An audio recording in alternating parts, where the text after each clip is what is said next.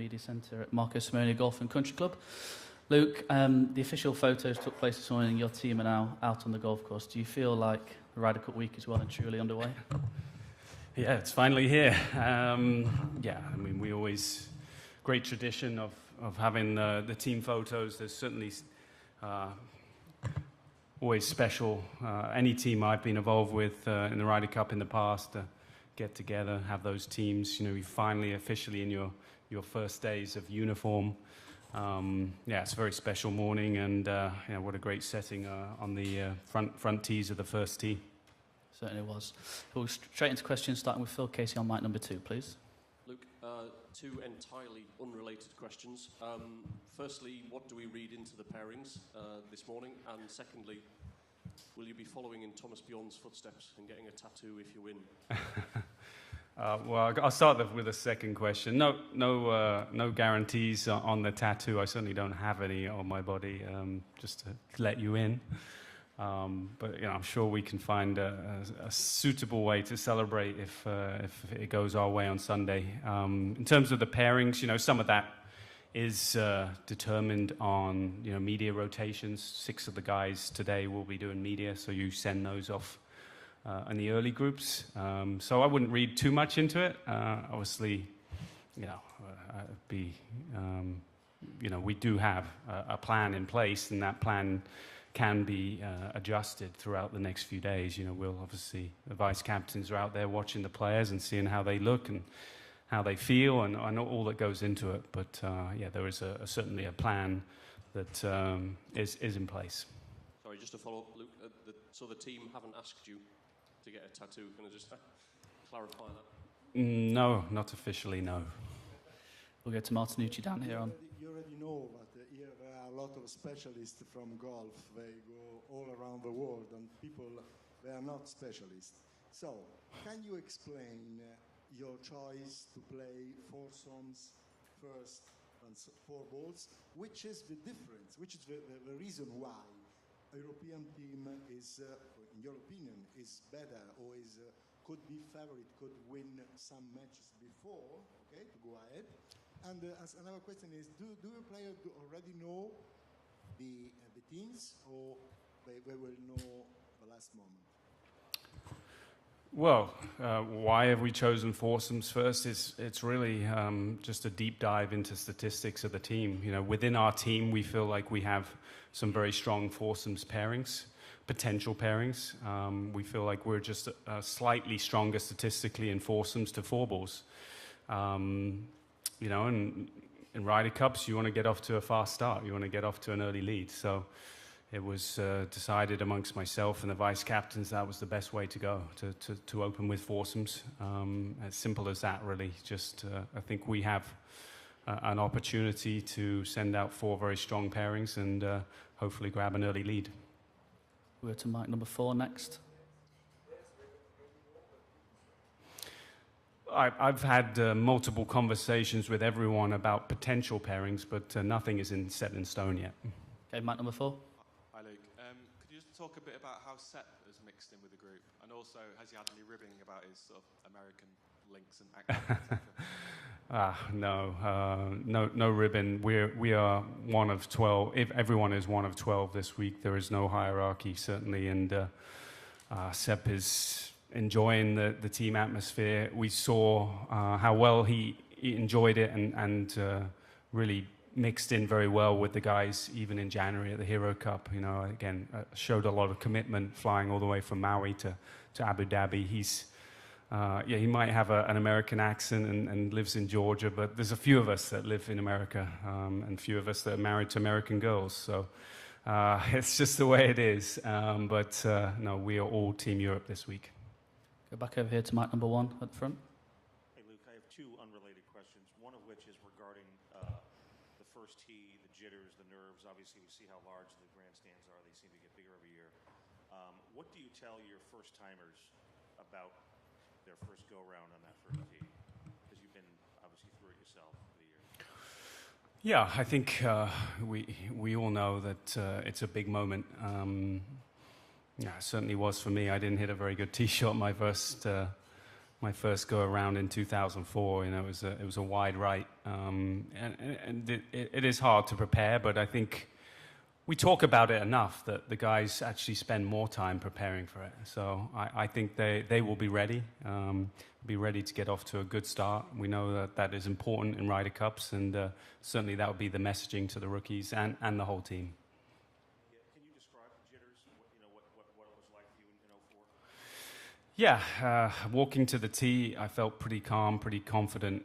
Sitting on the tee 5 minutes before, it felt pretty normal, like a big event, like a major, but nothing out of the ordinary. And then once your name is called, you know, you start to forget things. Your mind goes a little blank. But it's important to try and have enough clarity about what you want to do on that first tee. These are all professionals. They've all been in big moments.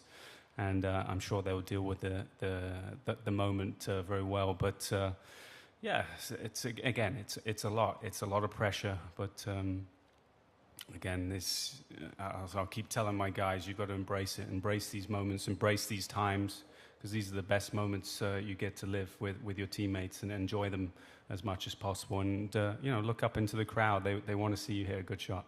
Just as an unrelated to that, with regard to when Zach was getting ready to make his captain's picks, do you and your vice captains have a decent idea who he's going to take? Are you anticipating at all? And where I'm driving this toward is, did you expect him to take Justin Thomas? Obviously, his form hasn't been great, but has been terrific in Ryder Cups. And what do you think of Justin has a... Certainly Zach knows what he's doing, and I certainly wasn't very really paying too much attention. You know, that's, again, a situation that's out of my control. We certainly, you know, between myself and Eduardo and the vice captains, we kept track of all their stats, including the US, and, you know, they certainly could have gone a different way in terms of statistics, but, you know, Justin Thomas has played 2 Ryder Cups, and obviously they feel like, despite you know, some inconsistent play, which he would say he had, that he brings a lot to the team room. So again, Zach obviously knows what he's doing. To be honest, I was more concentrated on my team rather than what they were doing. Shane on number 3. Hey Luke, curious about the statistical approach you guys are taking. I know Eduardo has kind of taken over that, and you're no longer with the group that you were with before. But I wanted to ask you about the extent of his operation. Between, you know, one man in a room poring over numbers by himself to a team of thousands, what is the reality of what your Team Europe statistical nerd herd, as the Americans would call it, looks like? Well, Eduardo's been doing this for a number of years now. He's worked and still working with a number of players, both on the DP World Tour and the PGA Tour. Works with a few guys specifically on the stats that are playing this week. You know, he is very smart, very switched on. He understands from a player standpoint too, having played a Ryder Cup himself, the pressure and everything that goes towards it. And he, you know, knows that numbers can make a difference. Certainly we are relying on Eduardo and his numbers. We're certainly not relying on them 100% to make all our decisions. A lot of those decisions come from instinct and gut, as well as statistics. And all the stuff we've gathered over the last 3 years, I think, you know, having played 3 Italian Opens, we've been able to gather quite a lot of stats on what works and what doesn't work around this golf course.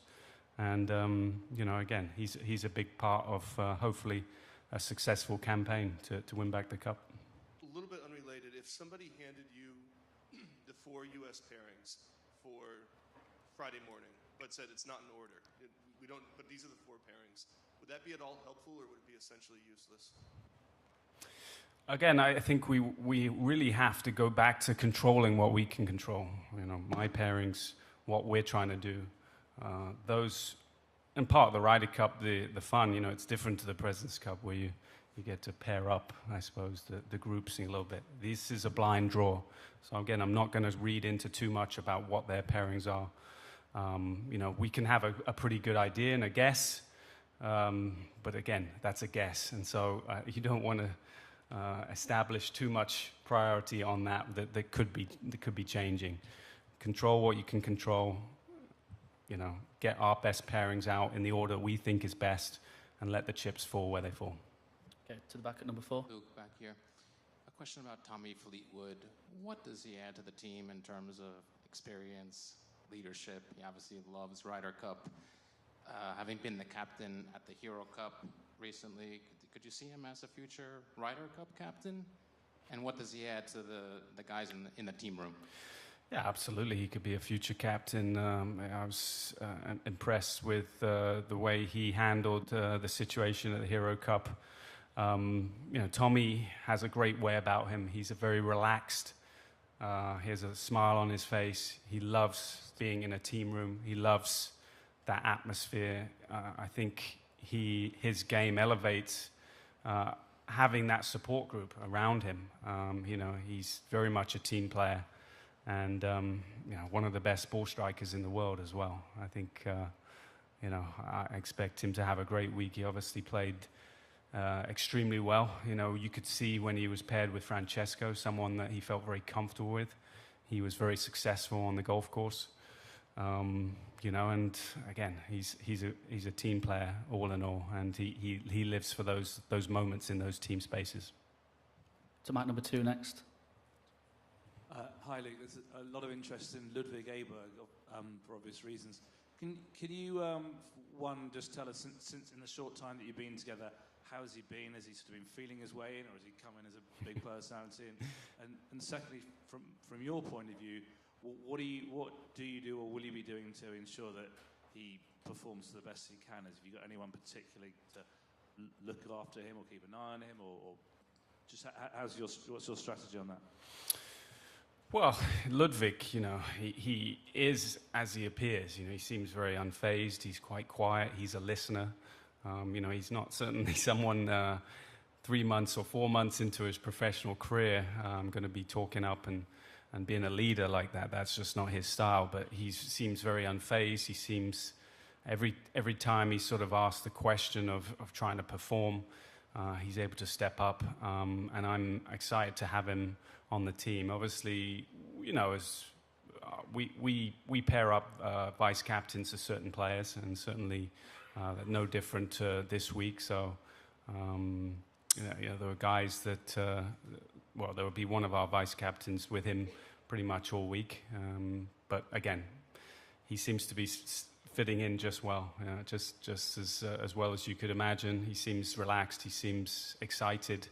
But you never get too much high or low from Ludwig. He's just very even-keeled. And again, I think he's just going to let his clubs do the talking this week. Nikolai is with him. Over to Alex Baselli, please. Yeah, Luke, first things is 12 guys. Are you going to play all 12 before the singles?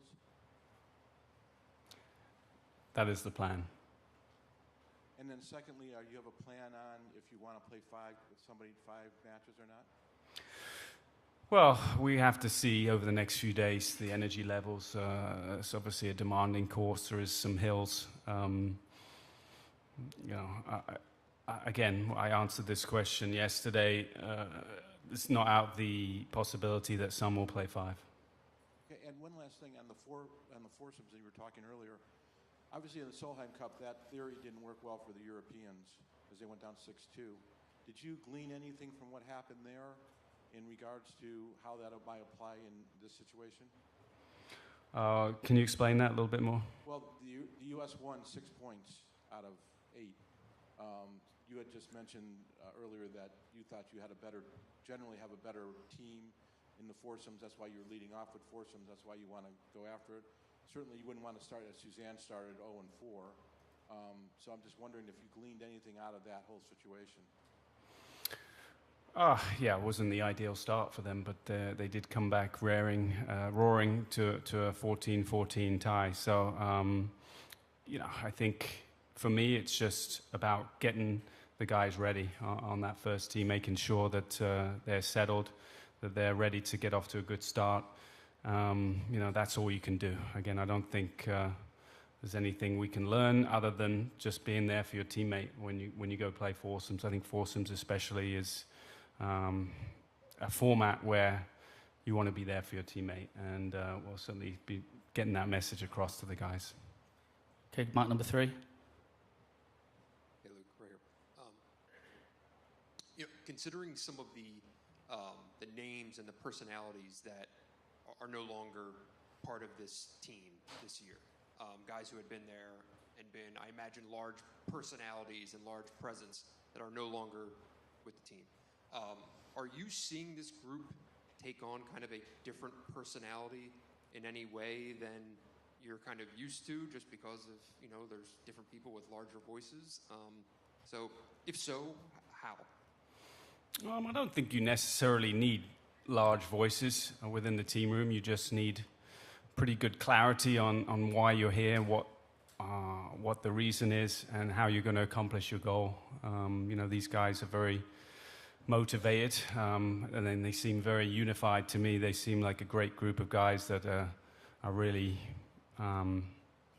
getting along with each other and already creating that sort of unbreakable bond between the 12 of them. So, again, I don't think sometimes words don't need to be said. There's certain things we'll be doing throughout this week just to make sure that we're working on being a team. But yeah, again, I think every team is different. This is a team that has obviously some new faces and some guys that that have been past the Ryder Cup that aren't here. But they understand that it's their opportunity now to write kind of their story and write their history this week and start writing and creating that history for themselves. So they're very excited to be here and very ready.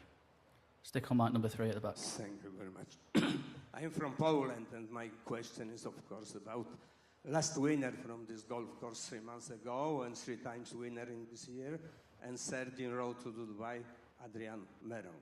What is the reason of this decision for us, for 1,000 Polish golfers, totally upset?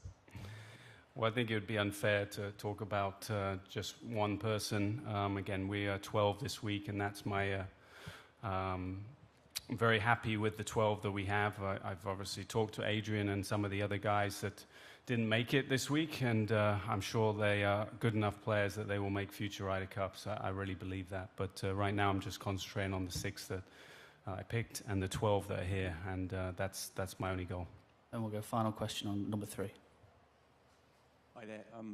We've seen Just Stop Oil target a number of events in the UK this summer, and there are environmental groups targeting Rome this summer separate to sport. I just wondered what level of briefings you've had, whether the players have been told not to intervene should anything happen, and how likely you think anything is. Yeah, I have no idea how likely it is, but there's the plan in place for everything, and the guys will be told not to interact with these guys, let security deal with that, and then we'll carry on. Luke, thanks very much for your time, as always. Thank you.